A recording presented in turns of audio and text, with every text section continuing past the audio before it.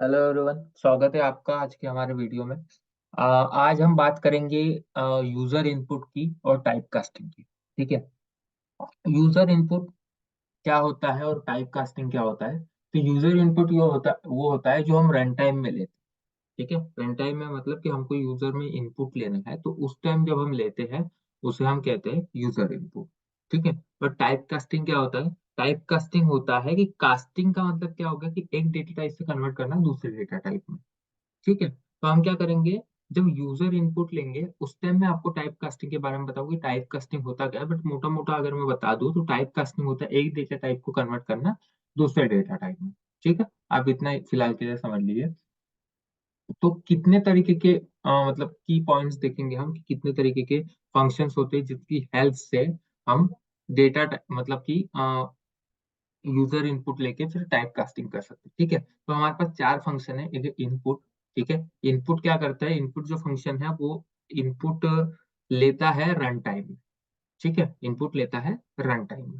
ठीक है। इन फंक्शन क्या है? इन फंक्शन करता है इंटीजर ही वैल्यू लेगा उससे।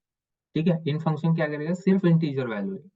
ठीक है। फ्लोट फंक्शन क्या करेगा? सिर्फ फ्लोट वैल्यूज लेगा। ठीक है। एंड इवैल फंक्शन क्या करेगा? इवैल फंक्शन सिर्फ इवैल मतलब सारी सारी वैल्यूज लेगा वो। ठीक है, समझ रहे आप? वो क्या करेगा? वो सारी की सारी वैल्यूज लेगा। ठीक है, समझ रहे? आप उसमें इंट डाल दो, फ्लोट डाल दो, बाइनरी डाल दो। ठीक है, उसको कुछ फर्क नहीं पड़ेगा। वो सारी वैल्यूज को लेके आप जो भी ऑपरेशन करना चाहो आप वो कर सकते हो।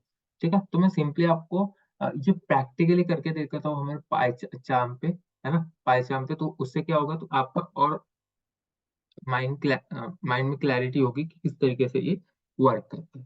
ठीक है। तो मैं सिंपली सिंपली इनपुट ले लेते हैं हम, है ना? इनपुट ले लेते हैं। तो मैं ले लूंगा A is equal to input. Input and मैं सिंपली इसमें लिख दूंगा एंटर दी वैल्यू।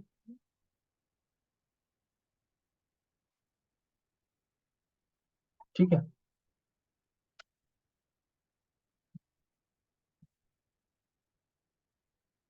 ठीक है। एंड देन मैं इसको सिंपली रन कर दूंगा। ठीक है। मैं रन करने के बाद यहाँ पे वैल्यू एंटर कर दूंगा। तो देखिए, हमने इनपुट लिया, इनपुट फंक्शन का यूज किया। इनपुट फंक्शन क्या करता है? रन टाइम में हमारी वैल्यू लेता है। ठीक है। तो हमने इनपुट लिया, जो वैल्यू है वो ए में स्टोर हो गई और मैंने ए को प्रिंट करवा दिया। ठीक है। 10। देखिए, अब ये तो हो गया कि एक वैल्यू ले ली मैंने। अब मेरे को कर लेना है दो वैल्यू। ठीक है। दो वैल्यू कॉपी एंड देन मैं इसको ही पेस्ट कर दूंगा and मैं सिंपली इसको बी कर दूंगा। ठीक है। बी कर दूंगा एंड देन मैं इसको ए प्लस बी कर दूंगा। ठीक है। एंड देन मैं इसको रन कर दूंगा। तो मैं इसमें ले लूंगा 10। ठीक है। एंड इसमें ले लूंगा 20। देखिए, 10 मैंने इसमें लिया।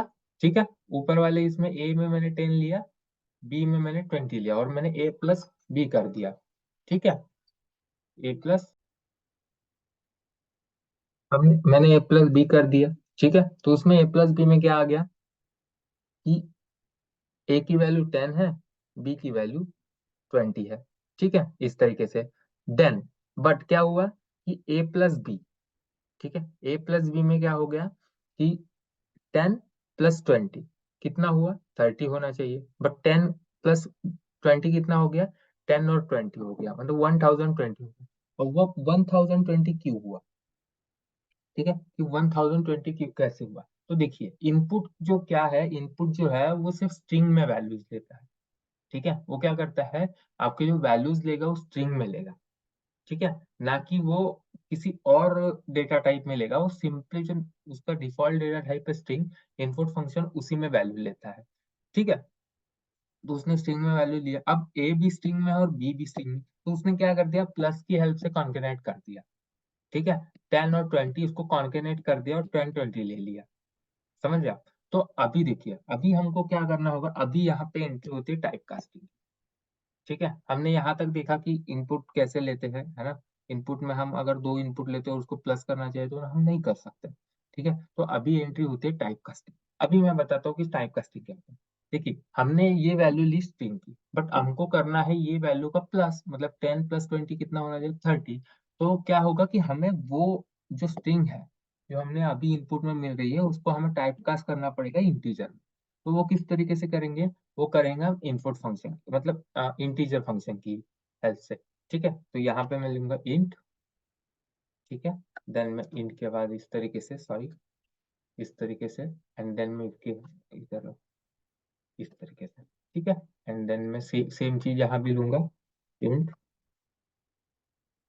या इस साइड भी इंट। एंड देखिए अभी मैं रिजल्ट दिखाता हूँ आपको कि किस तरीके से। ठीक है, देन मैं यहाँ पे ले लूंगा 20। देखिए अब मिल गया मुझे 30। तो इंटीजर फंक्शन ने क्या किया कि इस लाइन में जो मुझे स्ट्रिंग मिल रही है उसको कन्वर्ट कर दिया इंटीजर में, मेरी वैल्यू में। ठीक है, समझ रहे आप? देन देखिए, ठीक है, समझ रहे? ऐसी होती है, इस तरीके से होती है टाइप करते हैं। अब मैं फिर से रन करता हूँ, देन मैं सिंपली इसमें क्या लूंगा, फ्लोट वैल्यू लूंगा 2.5। ठीक है, अब मेरे को दे दिया एरर। अब एरर क्यों दे दिया, क्या बोल रहा है कि invalid literal for int with base 10। ठीक है, 2.5। ठीक है, तो क्या बोल रहा है, इनवैलिड लिटरल, मतलब कि ये जो लिटरल है वो इनवैलिड है। समझ रहे आप? हाँ, वो इनवैलिड है। समझ रहे? मतलब कि यह है, आपने फ्लोट वैल्यू ली है, देन मतलब आपने फ्लोट वैल्यू एंटर की है, बट आप ऑलरेडी कन्वर्ट कर रहे हैं उसको इंटीजर में। ठीक है, समझ रहे आप? इस तरीके से तो क्या होगा, हमको लेना पड़ेगा यहाँ पे फ्लोट। ठीक है, फ्लोट भी आता है, हमने देखा है फ्लोट, फ्लोट फंक्शन भी होता है। ठीक है, तो मैं सिंपली इसको फ्लोट कर दूंगा, एंड देन मैं एंटर कर दूंगा 2.5, देन 2.6। ठीक है, तो देखिए मेरे को आंसर क्या मिल रहा है, ये रही फ्लोट वैल्यू मेरी, दोनों मेरी फ्लोट वैल्यूज है। ठीक है, एंड देन मेरा आंसर आ गया इतना। ठीक है, तो देखिए इंटीजर क्या करता है कि इंटीजर करता है आपको इनपुट फंक्शन में टाइप कास्टिंग करने के लिए इंटीजर वैल्यू में। ठीक है, फ्लोट फ्लोट फंक्शन क्या करता है आपको टाइप कास्ट करने के लिए फ्लोट वैल्यू में। ठीक है, बट वो स्ट्रिंग में इंटीजर होता है, स्ट्रिंग में फ्लोट होता है इनपुट में, और इनपुट क्या करता है, रन टाइम में वर्क करता है। ठीक है, बट अभी लास्ट वाला जो है वो इवैल है। ठीक है, कि देखिए हमको नहीं पता है कि यूजर कुछ भी वैल्यू दे सकता है, हमको नहीं पता है। ठीक है, ये चीज हमको नहीं पता है कि यूजर कौन सी वैल्यू दे सकता है। ठीक है, बट हमको प्रोग्राम में रन करना है कि नहीं भी, हमको तो वैल्यू चाहिए ही। अब हमने कर दिया वहां पे इनपुट में इंटीजर, अभी हमको नहीं पता है कि भाई वो इंटीजर ही देगा क्या, है ना, या फिर फ्लोट ही देगा क्या। ठीक है, तो अब हमें क्या करना है, हम यूज करेंगे इवैल। ठीक है, तो इवैल क्या करता है, इवैल करता है सारी सारे डेटा टाइप को एक्सेप्ट। ठीक है, अब देखिए इसमें मैं बताता हूँ आपको, इवैल मैंने लिख दिया, देन मैं इसमें रन करता हूँ। ठीक है, तो मैं इसमें दूंगा 10, 20, तो मेरे को मिल गया 30। समझ गए आप? इवैल का इवैल फंक्शन क्या करता है कि इवैल फंक्शन करता है, आप कोई भी वैल्यू लिख दो इसमें, 10 लिख दो एंड 2.5 लिख दो, सॉरी मिस्टेक, 10 लिख दो एंड 2.5 लिख दो, फिर भी ये प्लस कर देगा। अब क्यों प्लस कर देगा, क्योंकि इवैल फंक्शन कोई भी वैल्यू एक्सेप्ट कर सकता है, कोई भी, वो इंटीजर और फ्लोट हो, ठीक है, बाइनरी हो। मैं सिंपली इसमें आपको एक बाइनरी वाला भी रन करवा के दिखा देता हूँ कि बाइनरी, यहाँ पे मैंने लिख दिया 10। ठीक है, और बाइनरी 10 का क्या है बाइनरी में, कि 0B, है ना, 1010। ठीक है, ये किस चीज का है, 10 का। अभी मेरे को वैल्यू कितनी मिलनी चाहिए देखिए। ठीक है, वैल्यू मिल गई मेरे को 20। क्यों, क्योंकि ये जो वैल्यू है जो हमने इनपुट में दी है वो है 10 की। ठीक है, बट ये बाइनरी में है, और ये भी है 10। ठीक है, इस तरीके से तो 10 10 हो गया 20। तो इवैल फंक्शन क्या करता है, इवैल फंक्शन एक कॉमन फंक्शन है जिसमें आप सारी वैल्यूज को स्टोर कर सकते हो, मतलब उसको इनपुट में कन्वर्ट कर सकते हो, टाइप टाइप कास्टिंग कर सकते हो। समझ रहे हैं? तो गाइज आज के लिए इतना ही, आई होप कि आपको सारी चीजें समझ में आ गई होगी। ठीक है, तो मिलते हैं अगले वीडियो में, तब तक के लिए थैंक यू वेरी मच।